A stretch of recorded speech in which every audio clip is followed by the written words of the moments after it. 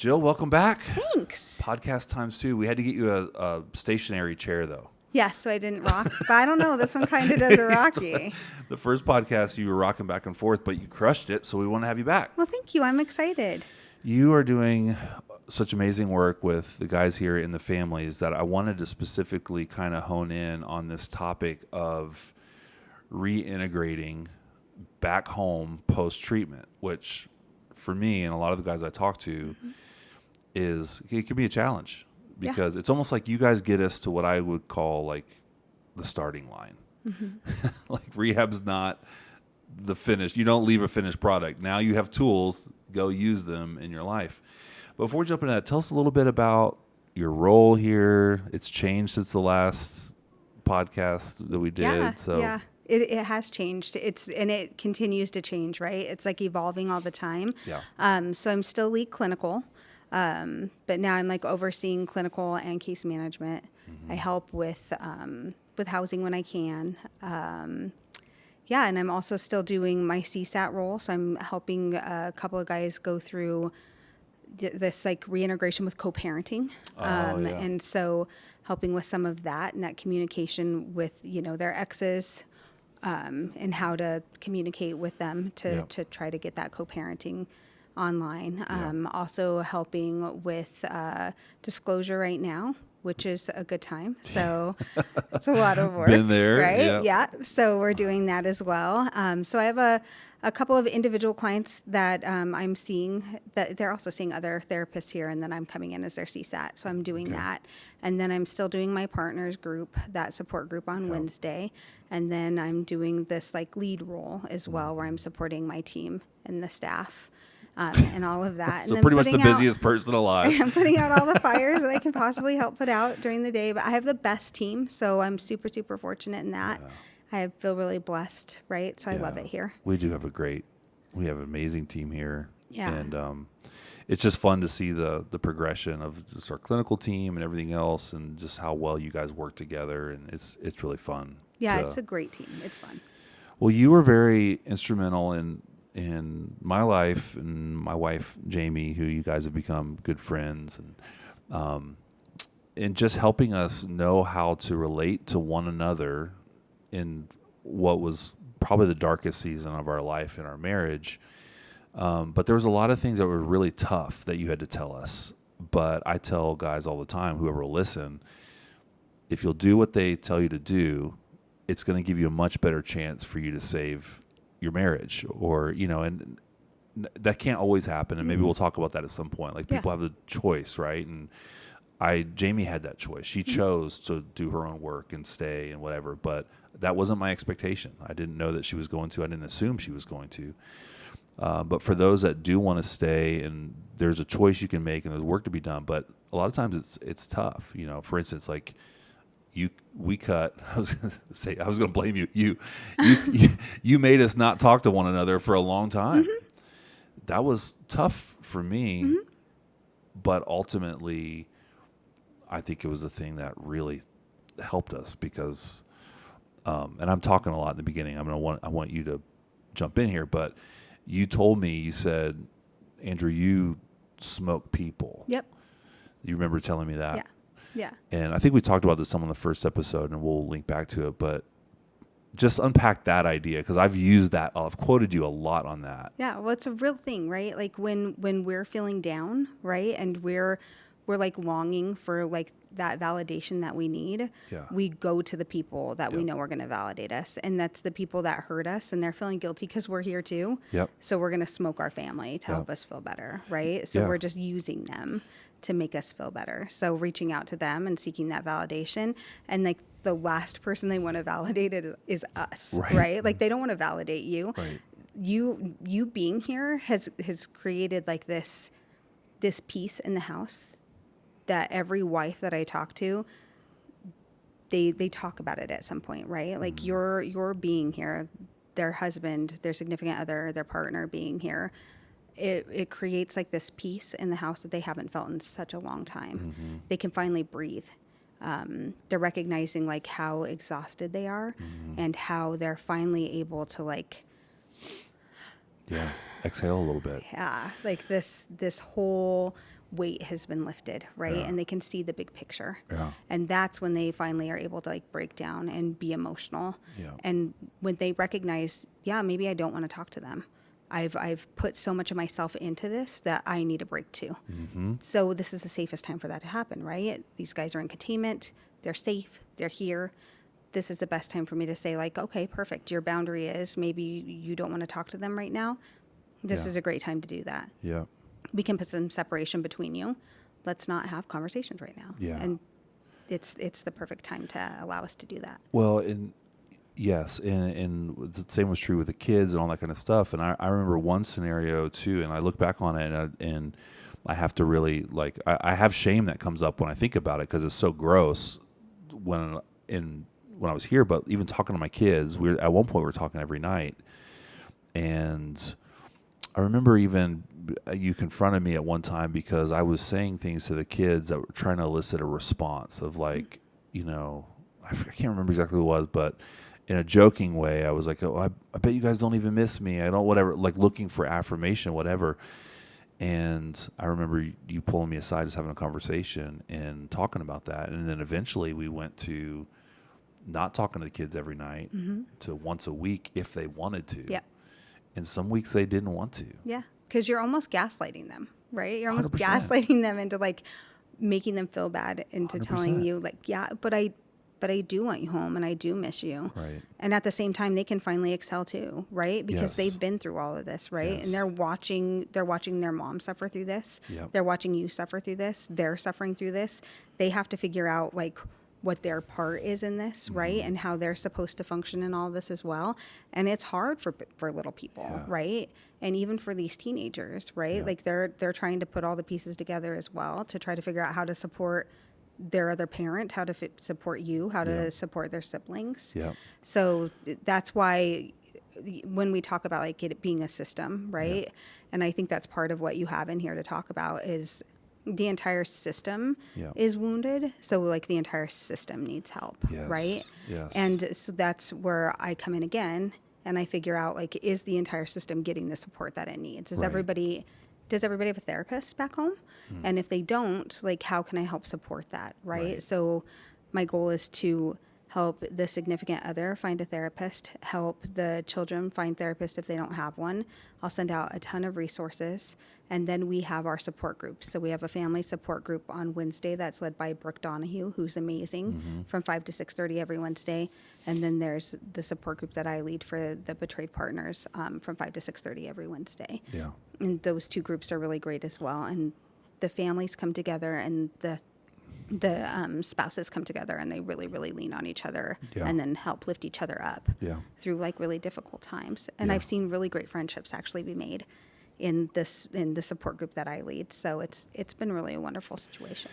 I remember an aha moment for me was when you told me, listen, when you're talking to them, they're trying to go about their lives as whatever normal. You always say the normal is a setting on the washing machine. It doesn't really exist in our lives, but they're trying to move on. And every time they talk to you, it reminds them that life is not as it was. And so let them kind of live and do their thing. And one thing what I do appreciate about Valiant and what we do here is there is an emphasis on caring for the entire family system, like what you just said. And it does expose things. Like a lot of these betrayed partners have been living with an addict for sometimes decades. So they've been traumatized for not just an event, but they've been traumatized by living with this person. It's shaped who they are. And in some ways, like even with my wife, Jamie, and her working through her codependency, well, even a lot of that was not her fault. That was what she had to become to deal and survive with living with an addict for all those years. And so she had to give herself the gift of, while he's in a safe place, like you said, I'm going to actually take some time and work on myself, get my own therapist, which I would imagine a lot of betrayed partners, depending on your personality, that's either really difficult or really easy. Some people are like, listen, I'm glad to have this time. Some people are used to managing their partner for so long that it's hard for them, even when they're here, to let go and let the professionals do what the professionals do, right? Absolutely. And a lot of times too, our betrayed spouses are like, why do I need to have a therapist? Like, I don't need Right. it. I didn't do anything wrong. Like, I don't need help. I didn't Right. do this. Right. Right. And so that's where I try to emphasize, yeah, like you didn't do this Yeah. and you've been hurt. So you owe it to yourself. But to find wouldn't you say support that and help. response though? I mean, that response makes so much sense to me. Like and I think that's why it's so beautiful and so rare. And again, I think this is a choice you can make, because sometimes the betrayal is too deep or the wounding is too deep and you need to just walk away. And that's, I mean, would you say that's okay? I think it's real. Yeah, Yeah. absolutely. And my goal is to make sure everyone's okay, right? And I think that you remember me saying this to you. Yes. No matter what, everyone's going to be okay. Right. I can't guarantee at the end of the day that the relationship's going to go back and it's going to be good, Yeah. right? My goal is to repair, Yeah. to help you repair and mend. That's my goal. Yeah. At the end of the day, I can't say that that's what's going to happen, Right. but it is what I want. Right. So I'm going to work my hardest to help you guys gain the tools together for her to do her work, for you to do your work, for the whole family system to do their work. So when we come together, we've all done work and Yeah. we've had the tools given to us Yeah. to be able to use, to come back and use them together to help you continue to do the process when you're back together at home. Yeah. Right? Because recovery, it's not an event, right? It is a process. Yeah. And a lot of times people come and they come to recovery, they come through a program like this, they come to rehab and they're like, I'm done. That's it. I'm better.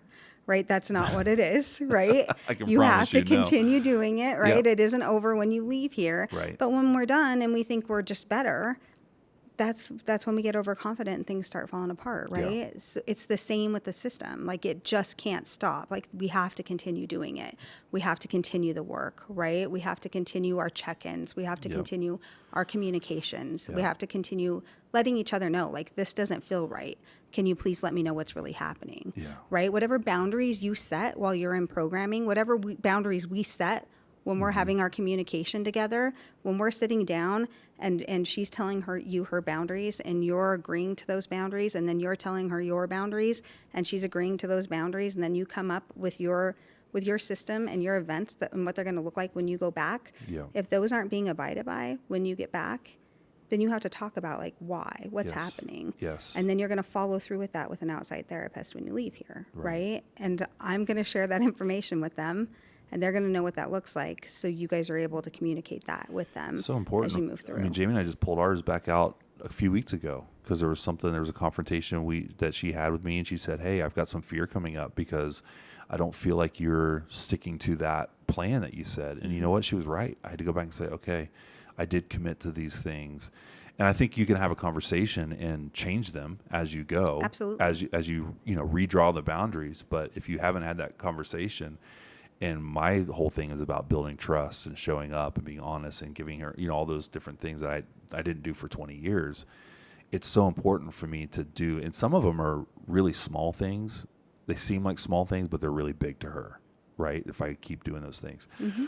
So what are some of the, because this is already so amazing. This conversation is so helpful. And I do remember you saying that you're going to be okay. I didn't believe you at the time, but I thought about it a lot. The other thing you said that gave me tons of hope, and I'll try to say without being emotional because it gave me so much hope. And this has come true for me, where you said it'll never be the same, but it could be better. Yeah. And that has been so true for Jamie and I and our family. Like, it's not the same. We're not the same people. Mm-mm. We've gone through a traumatic thing, but we would both say it's better. Yeah, the relationship that you had is over, right? Yes. So whatever you had before, you can scratch that. That's like null and void. Yep. You're not that person anymore, and she's not that person anymore. And your kids, they've grown through all this too, Yeah. right? So we've all grown through all this. We've all learned new things about ourselves. We've all learned what we don't want and what we want, Yeah. right? And the best part of this is, like, you get to relearn each other, and you get to, like, redate your wife. Yeah. Right? That's, like, the neatest part. Yes. And she gets to learn who you are in your recovery and who you are sober, right? And you get to learn who she is in, like, this raw, this raw, emotional, Yep. honest person who's able to tell you exactly how she's feeling when she's been shut down, right? You haven't got to know this person because she's been so emotional that it's come out sideways, right? Yep. And now it's coming out as this open, honest, fearful conversation that you can actually listen to and hear. And before, you wouldn't be able to hear that, and when you weren't able to hear that, then of course it would come out Right. differently. Anger, yelling. It's funny because I talk about this a lot, right? We always, when we're in our active addiction and when we very first come into recovery, when we come into programming, we talk about like how like our spouses are to blame. And I always hear the guys talk about this, like, it's her fault that I'm like this. Like, she made me this way. Like, I did these things because of her. And I'm like, okay, yeah, no, that totally makes sense. Like, I get it. And so I let y'all like settle down a little bit. And then I call it the resentment mirror, right? And I ask everybody when they're here a few weeks, I'm like, so that resentment mirror, like how it's her fault, right? If you're going to look in that resentment mirror and you're going to like fact check and break things down, right? When she became so upset, when she was telling you over and over and over again the things that she was upset about, the things she was fearful about, the things she didn't trust you about, the things she had questions about, and you kept telling her, no, this isn't happening, this isn't happening, this isn't happening. And all those times they were lies. Or maybe you like fessed up, you confessed, but it'll never happen again. Right. It'll never happen again. It'll never happen again. And then what did it happen again? And then again, and then again. So that lying over and over and over again created her to like shut down. And as she shut down, she turned away. And then when you wanted that attention, she wouldn't give it to you. So that gave you the perfect excuse to like act out or drink more or use more or do whatever you were doing, right? Whether it's gambling, whatever it is. Whatever the escape was, right? yeah. Whatever your escape is. It gave you the perfect reason. It gave you the perfect escape to like go off and do that, right? Because now she's not paying attention. She's letting me do this. Yeah. But she tried for so long that finally she turned away, right? And now it's her fault. But if you look in the mirror and you're able to like break all that down, the reflection in the mirror is you. It's all coming back to you. Her resentment of you is a reflection of you, and your resentment of her is a reflection of you. Wow. Because I can guarantee that she tried.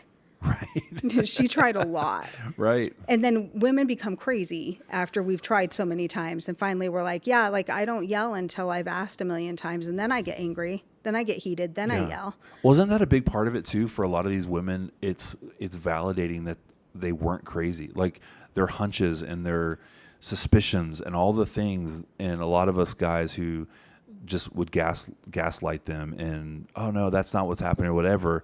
It made them feel like they were losing their mind. Oh yeah, I call them their aha moments. And we talk about that. Like, what was your aha moment? And all of them are like, oh my gosh, it was like forever ago. And I had my aha moment and it looked like this. And as soon as they told me and I knew it. Yeah. And when we do disclosure and they're like, I knew it. Like, that's when I knew this was happening. It totally matches up with my timeline. All the pieces started coming together. Like the puzzle, just like it falls into place, right? And it helps so much where they're like, yeah, I wasn't nuts. Like everything I knew, I wasn't out of my mind. Yeah. And so it's helpful. Yeah. I always call like disclosure.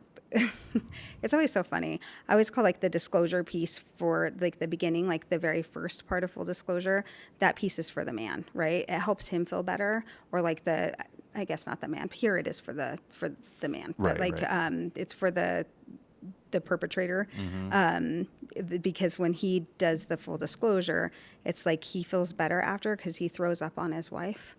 And you know, like when you're not feeling well and then you throw up, how you feel better after. Finally get it all out. Right. And then you're like, oh yeah, now I can move around and I feel better again. But then she feels terrible because now she's like covered in vomit.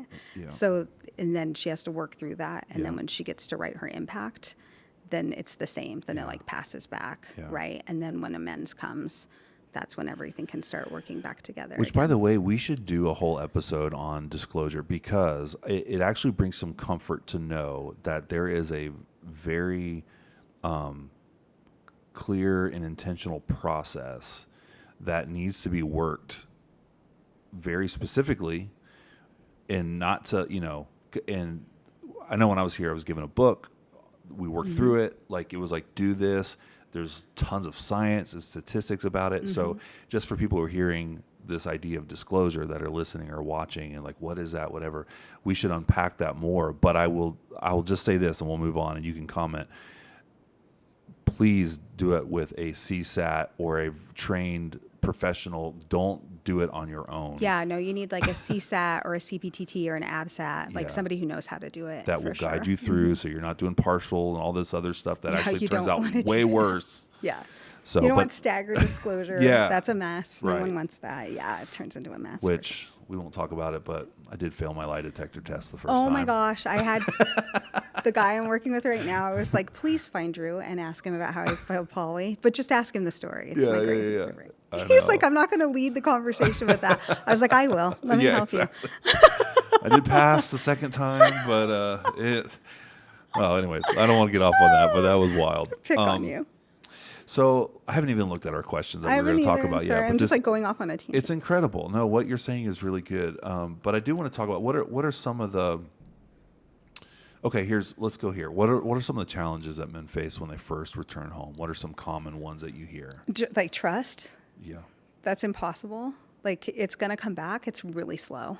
Like, you have to recognize it's slow. The reason that it's going to be so slow is exactly what I said, right? It's to be honest, it is the event, right? It's what you did. That's going to be real. And it's based on what you did. For some of us, it's more like the act of what we did. And for some of us, it's the act of what we did on top of the biggest part. And that's what I'm going to cover right now. But it's the lie. And it's not just like you lied. It's that you lied over and over and over again. So it's the part of this where you said that you would stop and then you didn't, or you said that it wouldn't happen again and then you did again. Or you were really good at lying and it was this whole blow up of, I don't even know who this person is. Mm-hmm. I didn't see any of it coming, or which is probably more rare, but yeah, they're having to come to terms with, I don't know this person at all. It's like, it's the secrets, it's the lies, it's the finding out that it's the finding out you've been lied to, right? It's the finding out that you thought this whole time that you were like happy and living this wonderful life, and everything was not real. Right? Or it's the fact that somebody continues to like not be truthful and they keep telling you they're going to get better and then they don't, or they're going to change and they don't. It's the combination of all of those things. So what would you say to the person who is asking that question? Because I'll be honest and say I've wrestled with that some too, of like, what was real from before, right? Because even in my own processing, my own shame, it's like, was it all BS? Was I a total fraud? Was I whatever? But then I look back and I was like, no, there were some really moments of, I was as sincere as I knew how to be at that time, So help us understand, or how do we wrestle with that? Not just for the betrayed partner, but also for the person who's wrestling with, I don't know if I'm the real deal at all.